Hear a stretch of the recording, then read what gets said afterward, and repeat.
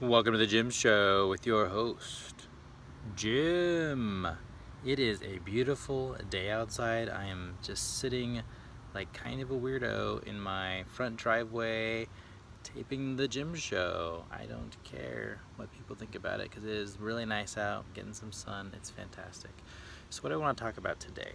I think the first thing is where I am right now, or where I feel like I am at this moment. I've talked before about how I feel like life, is a spiral and you kind of return to the same things over and over again and you see them from a different perspective. I think I'm back in the place where I need to get rid of stuff again. This is something I worked on for a really long time before I kind of found the calling of working on transformation with people. And I was doing KonMari and getting rid of stuff in my house. I was getting rid of old stories and old ideas and old identities and attachments to all kinds of different stuff. I made a giant list of all the things I felt like were unfinished in my life and kind of put them to bed. And I left this space in my life. And then my calling came into that, at least the idea, for being my authentic self and helping other people to do that. That was the initial calling there. And that kind of morphed into doing these videos and doing the blog on a daily basis. And a lot of that stuff has now kind of filled that space, right? I'm pretty filled up in terms of where my time is spent right now on a daily basis. There's still some space to expand, but not a whole lot. And so once again, I'm finding myself at the point where I need to go back and get rid of stuff. Again, make some more space so I can keep, moving forward. And the thing that really calls out to me right now is, again, like I talked about in the video in my garage, is getting rid of all the stuff. The physical stuff is there, taking up space. It needs to go. It's needed to go. It's attached to a lot of stories, right? It is an attachment. It's connected to so many stories from my past. So it's definitely an area to work on. And there are other stories, I think, too. This whole concept of polyamory I've kind of been looking at a little more. I think part of my interest in that was just this idea that I thought that I had things to share, with people, physically, sexually, and for some reason I thought that that was important. Like it's like there was some piece of me missing, and that doing that would make me feel more whole. But that's not true. I recognize that that's not true. And so there's just, right, and this just came up recently, so there's still stuff coming up that I'm dealing with and releasing and letting go and moving forward and away from. So that's continuing to happen, and so I feel like I'm back in that place again, and I have some clarity, about that right now.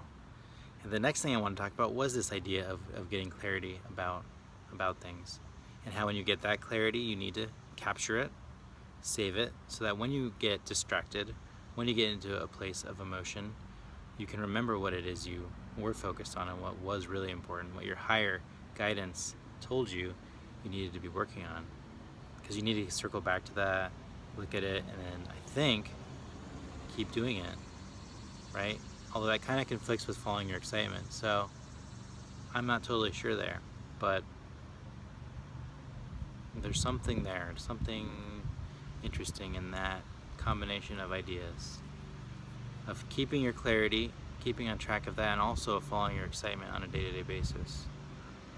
Some combination there I think works out really well for most people.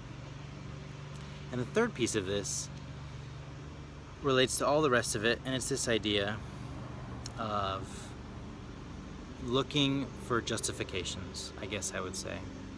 So, for example, I have this clarity to go and empty out, all this crap that I have, right? Get rid of most of the things that I own.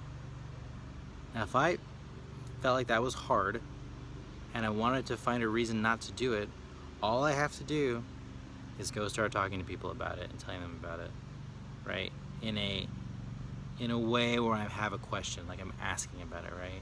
If I go and tell people this is what I'm doing, I have clarity about this and I'm doing it, generally they're not gonna provide, their reason why I shouldn't. But if you go out there with a questioning outlook, without confidence in what you're doing, right? You go out on the internet and do this, you go out and talk to real people about it, you will find a reason not to do it. Always, 100% of the time, you will find a reason not to do it. Because that's what people want to tell you, right? Because you doing any of these interesting things is going to challenge their paradigm, so they want to tell you why you shouldn't. This applies to diet, this applies to a fast, this applies to just about anything that you think about doing that is not part of the status quo, that is not normal. Like if I wanted to go talk to people about polyamory, I would absolutely get people telling me I shouldn't do it, right? That's another great example. And so when you have these ideas about things you should do, if you want to get feedback on them, do that first. Do that in the beginning, before you commit to whatever it is that you want to do. You know, gather feedback and thoughts and opinions, if you want, beforehand. And then, you know, come to a point of clarity at some point, and only then make your commitment, right? That's when you commit to doing this thing.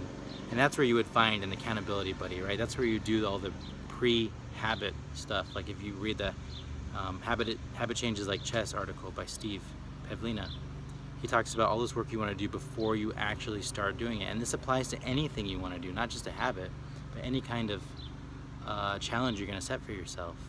Do that research beforehand, before you make the commitment to do it. Get the accountability people then. Find the group of people that are going to support you in this no matter what, right? They're not going to give you reasons why you shouldn't be doing it. Find them in the first place, then commit, and then you don't need to talk to people about it, except the ones you've already said you're going to talk to about. You don't need to be going out there and asking questions about this thing, because all you're going to get, again, is reasons why you should not do it, reasons why you should stop, reasons why whatever, why it's not a good idea. Because that's what people do, right? And that's, in essence, what you're looking for when you do that. That's what you want, because you want a reason to not do it, right? Or you wouldn't be out asking about it. So that was a lot of different things to talk about, but it's what's on my mind today. It's what's been shooting around the old noggin, so I hope that's helpful, and I'll see you tomorrow.